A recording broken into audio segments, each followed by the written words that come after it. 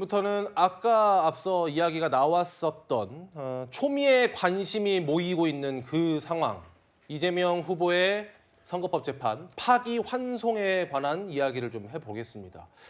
대선을 한 달 앞두고 판세를 뒤흔들 수 있는 변수가 된 이 파기환송, 저희가 달력으로 준비를 해봤습니다.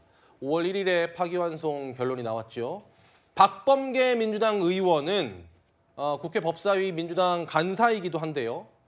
5월 7일까지 선고가 안 나오면, 항소심의 선고가 안 나오면 대선 전에 판결이 불가능하다 이렇게 주장을 했습니다. 이 이유는요.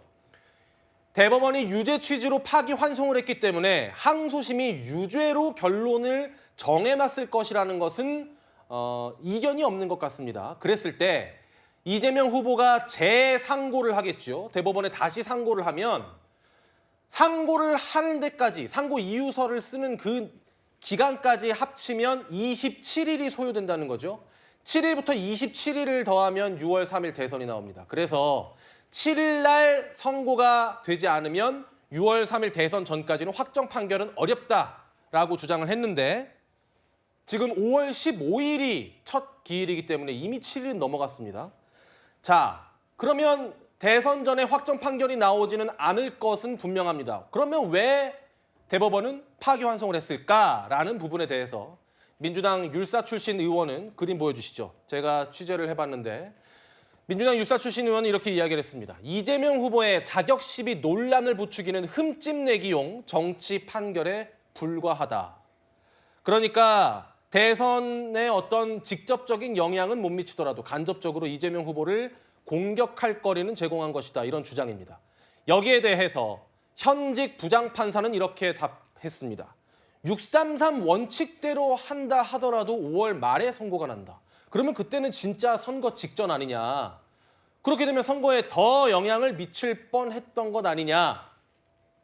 이 해석에 대해서 장 변호사님 먼저 어떻게 보십니까? 일단 634 원칙이 견지되면 각 심급별로 이제 2심, 3심은 전심의 선고일로부터 3개월이지 않습니까? 그럼 항소심이 3월 26일 날 선고가 나왔단 말이에요.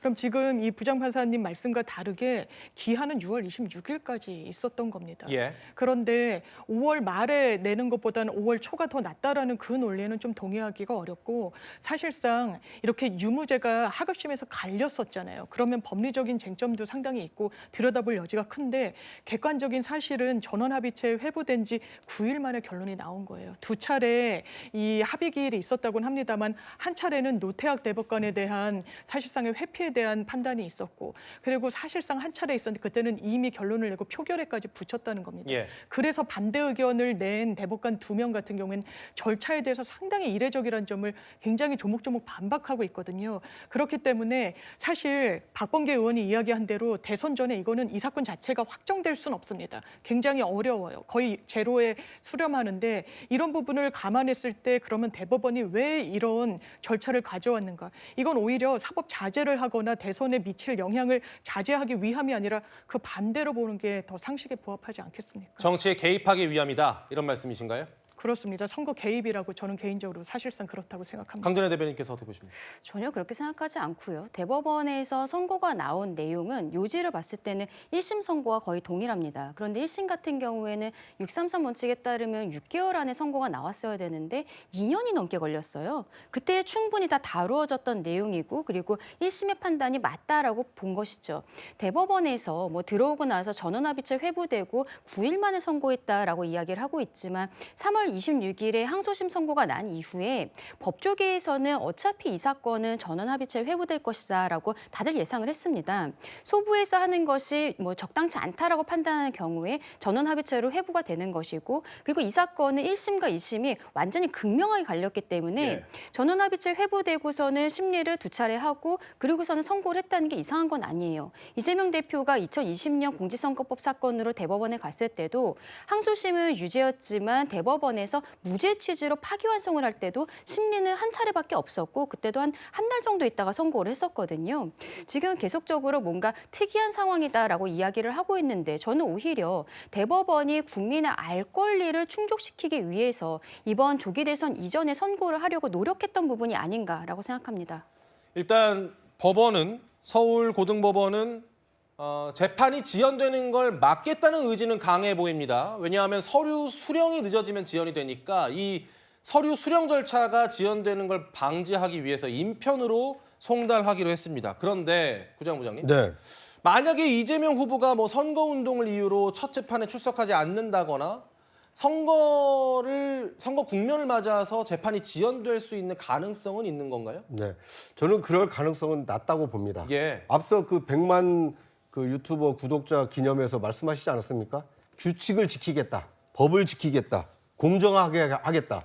아무리 유력한 대선 후보라 하더라도 그 대법원에 파기환송된 이 재판으로 인해서 자신에게 대한 이 소환장이 오거나 아니면 그 송달 서류가 왔을 때 그걸 거부하겠습니까? 저는 이재명 후보가 자신의 약속을 지킬 거라고 예상을 합니다. 예. 그리고 자신이 직접 못 받으면 가족이나 주변 사람이 받으면 받은 것으로 간주가 됩니다. 지금 서울 고법이 예고한 대로 5월 15일이면 이제 그 파기환송심이 열립니다. 거기에 당당하게 나가셔서 자신의 어떤 무죄를 주장을 하시고 그거에 대한 어떤 판결 결과를 기다리는 것이 이 대선 후보이자 그리고 대한민국 국민의 한 사람으로서 지켜야 될 규칙이 아닐까 싶습니다. 예. 그것이 공정한 거 아니겠습니까? 알겠습니다. 박창진 부대변인. 네. 만약에요. 그러니까 이런 분석이 나와요. 저의 생각이 아니라 이게 선거에 영향을 직접적으로 미치지는 않더라도 2심에서 이번 달 안에 항소심 선고가 다시 나왔을 때 형량이 벌금 100만 원 이상, 그러니까 당선 무효형이 나온다면 확정 판결이 나오지 않더라도 이것이 이재명 후보가 선거를 치르는데 상당히 장애물이 될 것이다. 이런 분석도 나오더라고요. 어떻게 판단하십니까? 그래서 국민들이 지금 의심의 눈초리를 사법부에 갖고 있는 것이죠. 지금 이런 말들이 있습니다. 개헌 쿠데타에 이어서 조이대 사법 쿠데타까지 일어나고 있다라는 지금 SNS에 글들이 넘쳐나고 있습니다. 예. 또 내란이 끝나지 않은 증거가 여기 있구나. 사법이라는 칼날을 이용해서 도구만 바꿔서 계속 내란을 자행하고 있다라는 해자도 계속되고 있습니다. 그런데요. 특별히 부장님. 예. 죄송합니다. 말씀 중에. 진짜 궁금한 건 이겁니다. 민주당이 물론 무죄를 당연히 확신하고 예상했겠지만 뭔가 대비는 해놨어야 되지 않았을까? 민주당 입장에서는요. 뭔가 무죄가 아닌 파기환송이 나왔을 때 어떤 대응책, 이건 전혀 마련된 게 없었던 건가요? 대응은 상식적일 경우에 대응을 할 필요가 없는 거죠. 지금 비상식이 일어나고 있기 때문에 지금 앵커님이 저한테 그런 질문을 하는 것으로 저는 여겨집니다. 예. 그만큼 일레귤러, 그러니까 이례적인 일들이 계속해서 발생하고 있는 것이 이 사법부와 관련된 문제가 아닌가라는 생각이 들고요. 이 문제와 관련해서 우리 국민들이 국민들의 주권, 국민들의 선택권까지 뺏어가는 이 사법부에 대해서 어떻게 생각할지 겸허하게 생각해보라 말씀드리겠습니다. 예. 네.